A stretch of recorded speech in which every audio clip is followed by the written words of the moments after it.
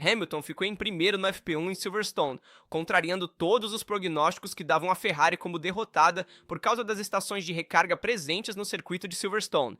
Todo mundo dizia, bem, a Ferrari não vai conseguir recarregar a bateria o suficiente em comparação com os adversários. E na verdade, neste FP1 é ainda mais importante, já que é um fim de semana sprint em Silverstone, porque logo teremos a Sprint Qualifying, então o cenário muda completamente. O parque fechado entra em ação ao final do FP1 e só reabre depois, então esses tempos dos treinos livres são ainda mais relevantes. As simulações que cada equipe faz em sua própria sede são ainda mais importantes. Maranello tinha mantido as expectativas mais baixas, dizendo, atenção, que nós não somos os favoritos aqui em Silverstone, mas também tinha dito que estavam tão distantes e agora acabou desmentindo isso. Hamilton foi o primeiro no FP1 e deu 2 décimos de vantagem para o líder do Mundial, Kimi Antonelli. As Ferrari e as Mercedes estão desencontradas. Na verdade, primeiro Hamilton, segundo Kimi, terceiro Leclerc, terceiro Leclerc, quarto Russell. Enfim, as Ferrari e as Mercedes estão alternadas, com Hamilton que parou o cronômetro em 1:29.260, ficando 213 milésimos da frente do líder do Mundial. Leclerc terminou em terceiro a quase 6 décimos, 599 milésimos atrás de Hamilton, com previsões que eram pessimistas para a Ferrari SF26 em Silverstone. Porém, a Ferrari começou este fim de semana com a configuração aeronáutica evoluída e com um setup completamente novo, mostrando uma competitividade inesperada até mesmo nas retas.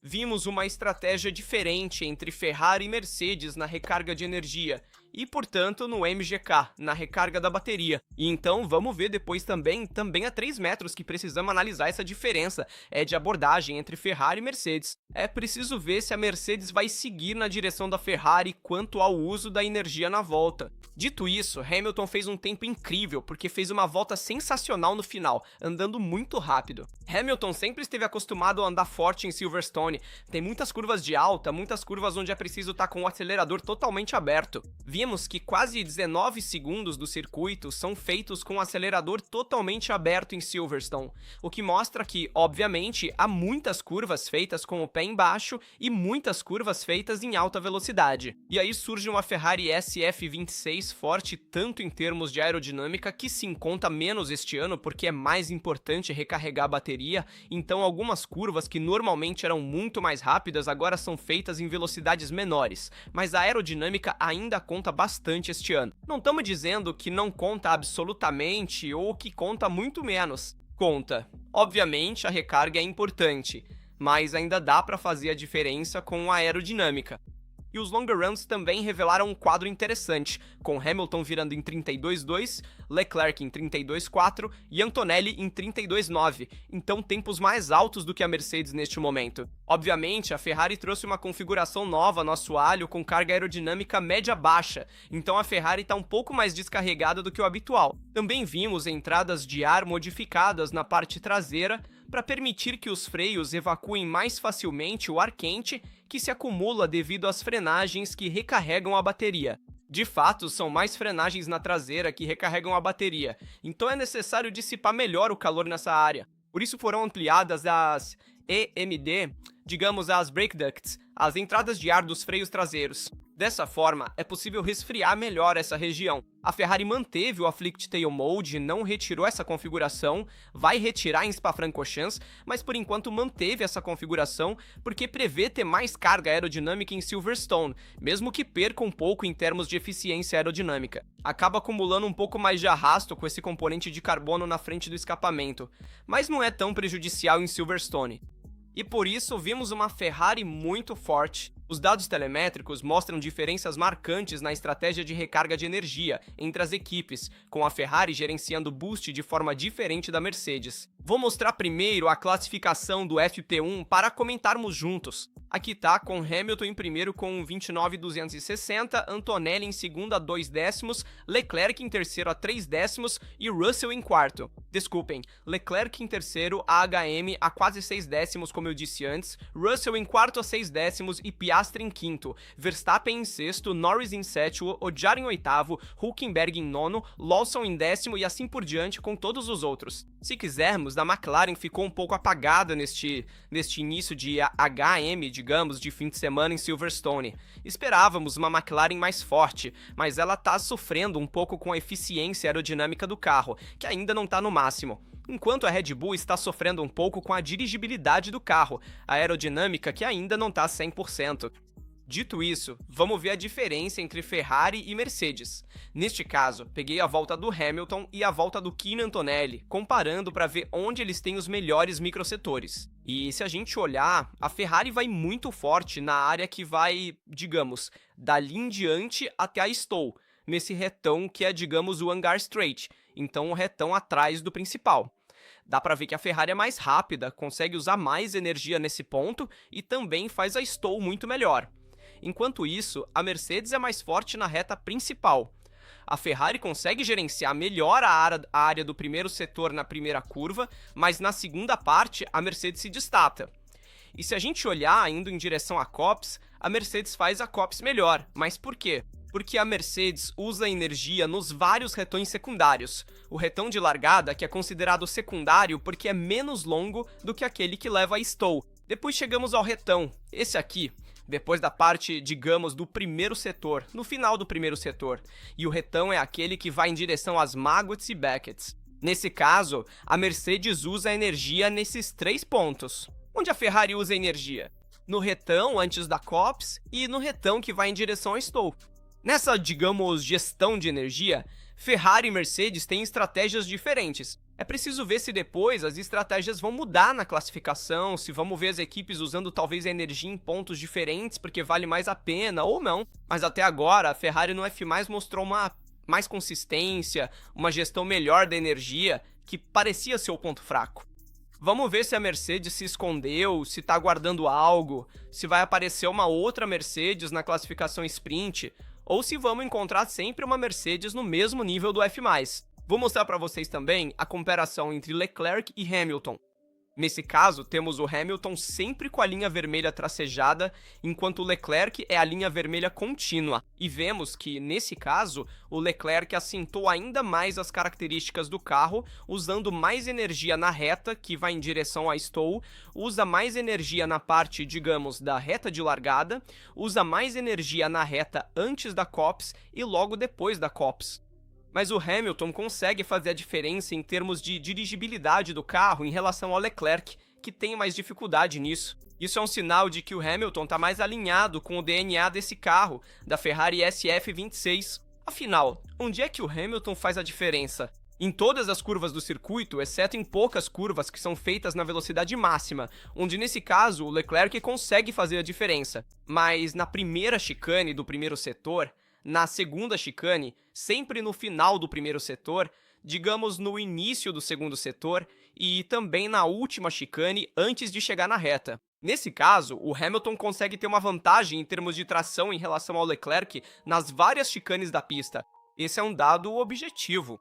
E depois, atenção, porque vimos que, no caso do Leclerc, também apareceram problemas que ele já tinha sentido na Áustria. Na verdade, quer preparar uma reação, entendemos o que não estava funcionando e agora precisamos reagir em cima do que vimos que não funcionava antes. De fato, EHM, o Monegasco destacou que tanto Silverstone quanto Spa serão muito difíceis para a Ferrari em termos de gestão de energia, mas manteve uma postura combativa, quer tentar lutar pelo pódio, tentar lutar pelas vitórias. Porém, Leclerc também negou qualquer tensão interna com Hamilton, afirmando que o equilíbrio da equipe permanece estável. Neste momento, parece ser o Hamilton quem está liderando a equipe. Leclerc está com mais dificuldades e Leclerc também revelou que o fim de semana na Áustria foi útil porque não houve imprevistos e a equipe pôde analisar melhor os dados. Ele confessou que 3 corridas atrás, ou seja, entre Mônaco e Canadá, a equipe modificou alguns aspectos específicos do carro e, em Barcelona, a situação melhorou consideravelmente, com sensações positivas. Na Áustria, porém, ele sofreu muito no domingo, Leclerc terminou até em 8º e mencionou os novos discos de freio da Carbon Industry produzidos em Barcelona, mas evitou entrar em detalhes. Ele reiterou que a única coisa que pode fazer é continuar trabalhando de cabeça baixa, independentemente da posição em que estiver. Com certeza, o Leclerc ainda precisa se adaptar a essa mudança radical em relação aos discos de freio utilizados, que foi na direção do Hamilton, usando os Carbon Industries no lugar dos freios Brembo. Porém, sabemos que a estrutura continua sendo Brembo, mas apenas os discos e as pinças são da Carbon Industry. De qualquer forma, o Leclerc não se sente tão à vontade quanto o Hamilton, e isso é um fato. Isso tem a ver não só com a frenagem, mas também com o chassi do carro. Na verdade, o Hamilton já alertou a todos sobre o déficit de potência, que pode dobrar em Silverstone. Podemos ver ainda mais déficit em Silverstone. Por enquanto, no FP1, a Ferrari mostrou que tem um bom potencial se estiver na frente, mas a gestão de energia, principalmente na corrida, vai ser crítica, porque não será fácil administrar toda a energia volta a volta, sendo preciso ao milésimo para tentar otimizar a gestão energética, usando a energia certa no momento certo, inclusive para se defender. Então, nada disso vai ser fácil. Vimos que entre a curva 7 e a curva 15 só vai ter frenagem em 2 pontos, ou seja, em Copse e na sequência Maggots e Becketts. Isso significa que Maggots e Becketts vão virar verdadeiras estações de recarga para as longas retas. Basicamente, são pontos de recarga onde o carro freia automaticamente para tentar recuperar energia e freia com os freios traseiros para ter mais energia disponível para usar na reta. Na verdade, o tempo sim é feito nas curvas graças à aerodinâmica, mas também é feito nas retas graças à potência e à energia recuperada nas várias curvas. Esse é um pouco o lado negativo, se quisermos dizer, da Silverstone deste ano. Vemos os pilotos recarregando justamente nos pontos em que deveriam estar no limite, deveriam forçar além desse limite, que são Copse, Maggots e Becketts. Em vez disso, eles passam mais devagar com uma diferença de 20, 30 km por hora, porque realmente precisam recarregar energia para usá-la depois nas várias retas de Silverstone. Enfim, esse é um pouco o ponto mais negativo. Vassell confirma a Hamilton na Ferrari para 2027. Na verdade, o Lewis fica aqui e constrói um carro para ser campeão mundial. O objetivo, como também disse a Ferrari e o próprio Vasseur falou, é manter o Hamilton na equipe para lutar pelo Mundial em 2027 e construir um carro que esteja à altura do heptacampeão mundial. Vasseur também defendeu a Ferrari das acusações da Mercedes sobre o teto orçamentário, convidando o Toto Wolff a parar de se preocupar com as finanças da escuderia Ferrari. Enfim, há uma harmonia interna na Ferrari, e isso é muito bom também para os resultados na pista. É preciso manter essa harmonia também pensando no ano que vem, quando haverá ainda mais chances de lutar pelo Mundial. O fato é que agora Hamilton não conta apenas com o apoio da equipe, mas também de toda a diretoria, incluindo Vasseur, Elkann e Vigna, que confirmaram essa decisão de manter Hamilton na Ferrari. O modo Freetail permanece, a configuração aerodinâmica está sendo evoluída pela Ferrari. Temos um contra-ataque técnico depois da Áustria, de fato parecia que esse modo Freetail iria desaparecer, mas ele volta novamente e será, digamos, modificado neste fim de semana e, atenção, será retirado a partir de Spa para tentar adaptá-lo da melhor forma, fazendo, digamos, uma configuração passo a passo que vai aliviando a parte traseira, de modo a não tirar imediatamente a carga aerodinâmica de um dia para o outro, mas buscando chegar a uma configuração mais eficiente, porém com menos carga aerodinâmica prevista para Spa-Francorchamps. Portanto, o modo Freetail foi modificado para torná-lo mais eficiente também neste fim de semana, mas continua sendo mantido. Atenção que até mesmo a aerodinâmica geral, a carga escolhida pela Ferrari, é média-baixa justamente para lidar com as várias retas e as diferentes zonas feitas com acelerador totalmente aberto, que são muitas, e é preciso ter muita eficiência aerodinâmica no carro e recarregar nos pontos certos. Neste momento, a Ferrari parece ter encontrado o caminho certo. Me contem nos comentários a opinião de vocês, como estão vendo também este fim de semana em Silverstone, quais eram as declarações iniciais e quais são, na verdade, os resultados que vimos na pista até agora. Tô curioso para ler e responder a todos vocês. Como sempre, lembro vocês de deixar um like, se inscrever no canal e ativar as notificações para não perder nenhum vídeo sobre Fórmula 1 e Ferrari. Aqui do Tuto, a gente se vê no próximo vídeo.